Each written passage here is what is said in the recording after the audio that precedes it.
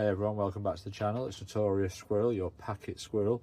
Now today I'm sharing my progress on the Hak5 Advanced DuckyScript course. I'm about 20% of the way through the course already, so a nice way in but not too far, and so far it's been a mix of theory, payload design and some really interesting scripting basics that make a big difference when you're actually building payloads. And this goes from just pranking your friends to educational purposes and just how I think about and do stuff when I'm just wanting to emulate and do things for illustration on my own laptop, to any of you out there that are doing full-on red teaming everyday exercises, where this course up to now has just made me completely think about how I stage that, how I design it, how I think about it before I even put my hand on a keyboard, on all the different stages and information that I'm going to need to generate the best payload possible.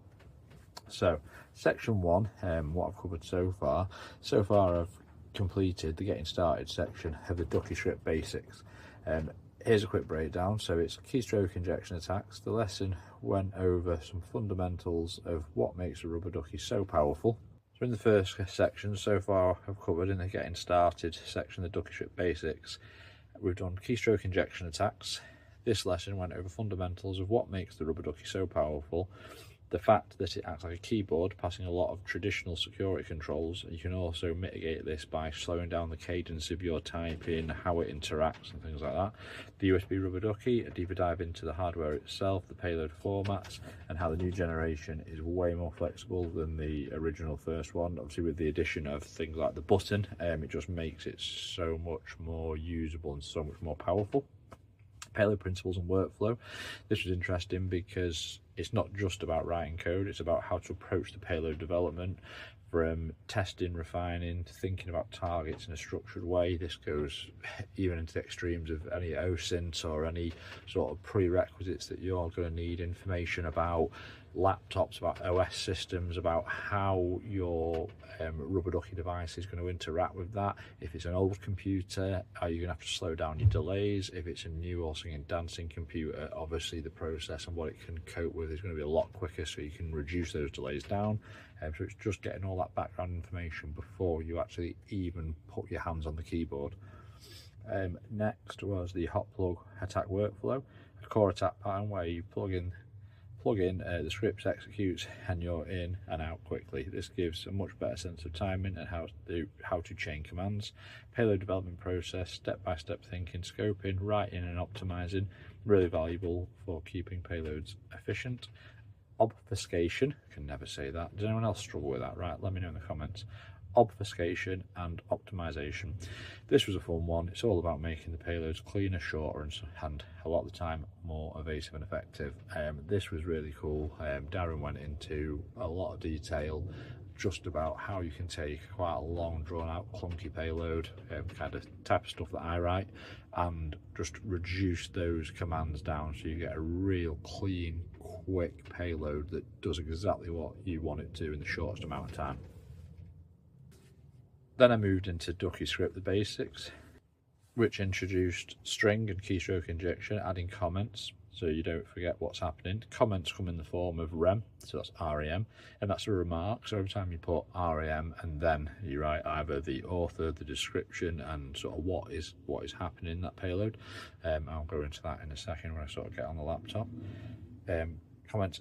Delays, obviously delays is probably one of the most integral parts of the payload, and we can discuss that later, but that basically gives the computer and gives the rubber ducky time to think in between, acts like a human, and allows those keystrokes to be deployed properly and how and where you want them properly. And then a few hands exercises to reinforce the core syntax. Then I've just started the DuckyScript input and output section. The first big step here was the button lesson. The button lesson was 25 minutes long, and when I saw that I thought, how can you go on for 25 minutes? What is Darren going to tell us? What stories, what anecdotes are going to come out in this 25 minutes? And to be honest, it could have been longer. The button is a powerful tool, and I'll demonstrate a payload that I did, a very brief short one, not powerful but demonstrates the purpose of what you can do with the button. It makes this device so effective and so functional, where in real life scenarios where you want a payload to potentially start or get to a certain stage in the payload, and then depending on the environment you may have an office full of people where you need to wait for a window because you might need something to pop on the screen or something to happen that will visually maybe draw attention, so you need to wait for that perfect moment. This is where the button is perfect. You can set that as a trigger, and you can then, once you press that button, it delivers what you need it to do. So that's an absolutely fantastic function. What this means is, instead of the payload just running from the start and finish, the second you plug it in, you can make the script wait until you physically press the button on the Rubber Ducky. This gives you control over timing and makes payloads much more interactive, and you get that real world sort of when you need it and how you need it. For example, you can plug in the ducky but nothing happens until you press the button. Stage multiple actions, press the button once, it does recon, another button, then executes. And again, you can time that with different code to do OS detection, so you're making sure that you're getting the right OS in the right commands into the right computer and laptop, and that also goes into what you were saying before about making sure the background information is correct as well.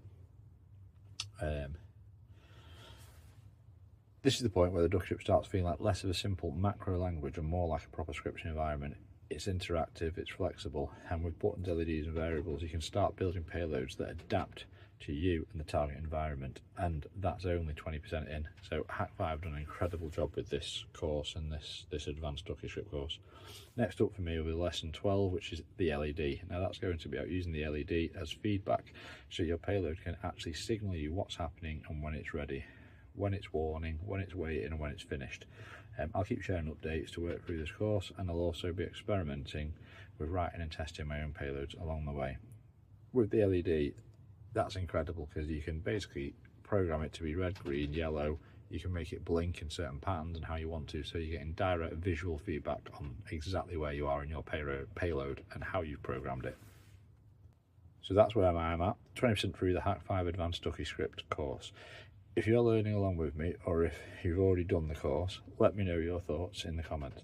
And if you want to see some real world examples of payloads once I've built them, hit subscribe so you don't miss out on those videos. Thanks.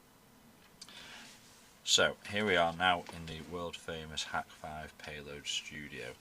As you can see, I have added already a script, some of the bits that I haven't been working on in the course, and just to run through. So here we have the various different syntaxes and different things that we can put in. At the top here you can see we have this rem. Obviously, as you can see, all the commands are in caps, so it's caps lock for cool. Rem is remark, so we do remark title hello world. Obviously I'll change that because what it was to start off with. So this is more of a copy paste and delete test. Copy paste and delete test. My author Notorious Squirrel, and then the rem description, copy and paste ls drive to nano. Copy paste the drive to nano. So as you can see, once you've done your remarks, and any good payload starts with the remarks just to tell anyone using it or remind yourself what it actually does, you always start with a delay, because like with anything, we all get a little bit laggy every now and again, so depending on what laptop you're using, if it's an old one, this delay may be lengthened a little bit to sort of 3-4 seconds. I don't think you'd ever need that, but 1 second is more than enough. And as you can see, this is in milliseconds, so it's 1000 milliseconds, which equates to 1 second. I've gone with Alt-T, which is for Parrot OS, because I'm on a Linux box here right now. So Alt-T will open the terminal. There'll be a 0.1 of a second delay. It will put in ls-al, which will show all of the directories and files within the, obviously it'll be the root file that it'll put me straight into. It will then click enter, and here I'm just showing this as an extra command, so you can do string that and string ls-al, and nothing will happen after that until it goes into the next one. So if you put a delay, it would wait, but this will go straight into enter. You can get around this though by just putting string ln, string line, and that will automatically enter after the end of that, after the end of the inputted text. So with this one we've got ls-al, enter. There'll be a 1 second delay, then there'll be a Control Shift A, which when you're in the terminal, Control Shift will then highlight everything within that terminal box. There'll be a second delay, Control Shift C will copy, half a second, because we're in the terminal now. We can probably reduce our times down a little bit. We don't have to be as long with these. And we will do a half second delay into string ln nano text 1.txt file. So here we're creating a nano text test file. This will open a separate text box, and we'll have a delay. We'll Control Shift V, which will put all of that copied information, those directories and files, into that new text file. We'll Control X, and then string Y. So Control X will ask us if we want to save or not. We'll do Y to say yes we do. That will, with the string ln, knock us back out of that. We can then test that, as put all that information in with cat. So cat and 8 will put all of that saved data out onto the terminal, so we can see that it's been done.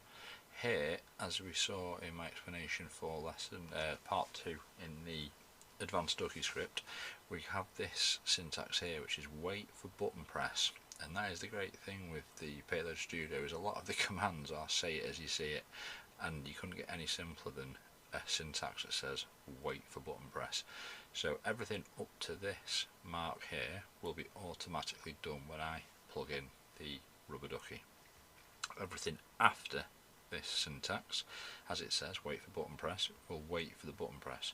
So once I have copy and pasted and done this, and I've checked that this copy and paste has gone into this cat file okay, we'll wait for the button press.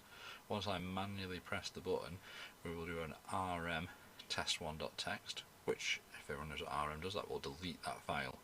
We'll wait for 0.2 of a second, we'll cat test.txt, which will just prove that that's been deleted. We'll wait again, it'll say bye bye, wait 2 seconds, and then Control Shift Q will terminate that terminal, and that'll take that terminal off and like it was never there. And obviously this just demonstrates a few different skills, a few different syntaxes, and proof of concept around what the Rubber Ducky can do with some simple delay and string commands, and then just a simple bye bye at the end. So what I'll do now is I'll unplug my device and I'll plug it back in.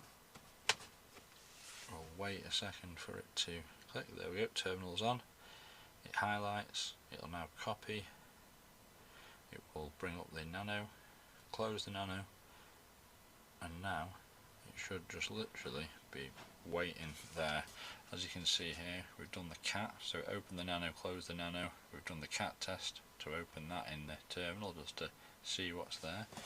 I will now press the button, and then as you can see there, press that button, RM, we tested it, it's gone, it's not there, and there you go, it's turned the terminal off all by itself. So pretty simple stuff, but quite effective.